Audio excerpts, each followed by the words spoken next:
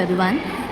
So students, अगर आपको life process chapter में इंटेस्टाइनल एंजाइम्स को लर्न करने में या समझने में प्रॉब्लम होती है तो हियर इज़ द सॉल्यूशन। ये मैंने पूरा एक स्कीमेटिक डायग्राम बनाया है जिससे आपको क्या समझ में आ जाएगा कि हमारे डाइजेशन के टाइम पर जो हमारे इंटेस्टाइनल एंजाइम्स होते हैं वो किस तरीके से वर्क करते हैं। तो आइए अब हम इनको समझते हैं। दिस इज द ईजीएस्ट वे, जो आपको एक ही डायग्राम में पूरी चीज़ें समझ में आ जाएगी, पूरा डाइजेशन टॉपिक आपको समझ में आ जाएगा और आप कभी भी नहीं भूलोगे।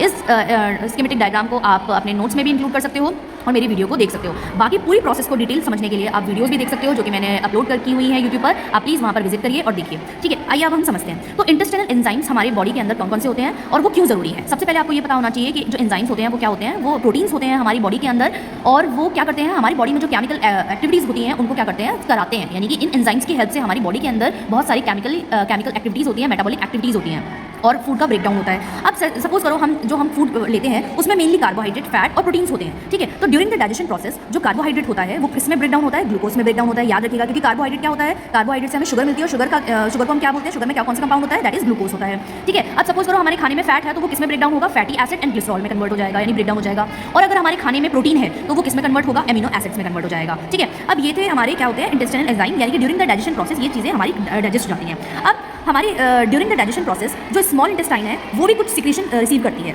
कैसे सिक्रेशन रिसीव करती है, क्योंकि देखो ये सब चीज़ें, देखो ग्लूकोज है वो 30% हमारे माउथ में होता है और बाकी का जो होता है वो हमारे स्मॉल इंटेस्टाइन में आके कंप्लीट होता है डाइजेशन। फैट का जो डाइजेशन होता है वो स्मॉल इंटेस्टाइन में आकर के होता है, क्योंकि स्टमक में और हमारे माउथ में फैट का डाइजेशन नहीं होता है। प्रोटीन का डाइजेशन हमारे स्टमक में होता है लेकिन वो 50% होता है, लेकिन तो बाकी का बचा कहाँ पर होगा, तो वो होगा हमारे स्मॉल इंटेस्टाइन में।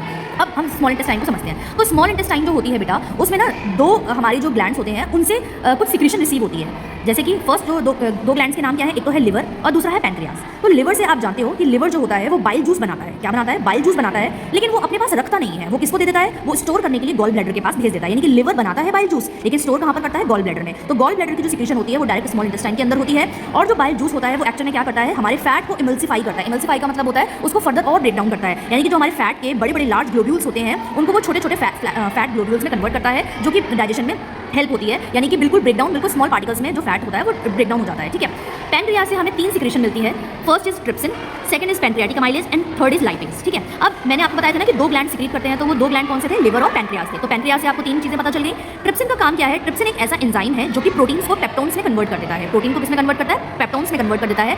अब आपने पढ़ा होगा, मैंने अभी बताया था कि हमारे स्टमक में 50% प्रोटीन का डाइजेशन होता है, लेकिन बाकी जो 50% होता है वो कहाँ पर होता है, वो स्मॉल इंटेस्टाइन में आकर के पैनक्रियाज में से जो ट्रिप्सिन एंजाइम निकलता है वो करता है बाकी का बचा हुआ 50% डाइजेशन। ठीक है, फिर दूसरा एंजाइम होता है पैनक्रियाटिक अमाइलेज। जैसे कि मैंने अभी थोड़ी देर पहले ही बताया था कि हमारे माउथ में 30% स्टार्च का डाइजेशन स्टार्ट हो जाता है, यानी कार्बोहाइड्रेट 30% होता है बस। इसके अलावा 70% कहाँ पर होगा, वो यहाँ पर पैनक्रियाज में से जो हमारा पैनक्रियाटिक अमाइलेज जो एंजाइम होता है वो कार्बोहाइड्रेट का ब्रेकडाउन करेगा ग्लूकोज में। ठीक है, और ये कहाँ पर आके रिलीज होते हैं, ये स्मॉल इंटेस्टाइन में आकर के सिक्रेट होते हैं। फिर थर्ड एंजाइम होता है दैट इज लाइपेज। लाइपेज का काम क्या है कि वो फैट को ग्लिसरॉल में कन्वर्ट करता है। ठीक है, एक तो हमारा लिवर में बाइल जूस करता है, फैट को एमल्सिफाई करता है। दूसरा हमारे पैनक्रियाज में से लाइपेज एंजाइम निकलता है, उससे जो हमारे फैट होते हैं वो भी ग्लिसरॉल प्लस फैटी एसिड्स में कन्वर्ट हो जाते हैं। ठीक है, तो ये आई होप आपको क्लियर हो गया होगा। जितने भी एंजाइम्स हैं वो सब आपको समझ में आ गए होंगे। और एक और चीज़, अगर आपको एंजाइम्स पता करना है कि एंजाइम्स क्या होता है, तो एंजाइम्स की आइडेंटिफिकेशन होती है कि हर जितने भी एंजाइम्स होते हैं उनमें 95% सबके पीछे एज लगा होता है। एज ये पहचान होती है कि जिसके पीछे एज लगा है दैट मीन्स वो साइंस में एंजाइम है। ठीक है, जैसे कि यहाँ पर पैनक्रियाटिक अमाइलेज, यहाँ पर है लाइपेज। ठीक है, यहाँ पर है जो हमारा कार्बोहाइड्रेट होता है उसमें स्लाइवरी अमाइलेज होता है। ठीक है, तो ये जितने भी आप एंजाइम्स देखोगे उनके सबके पीछे 95% एंजाइम्स के पीछे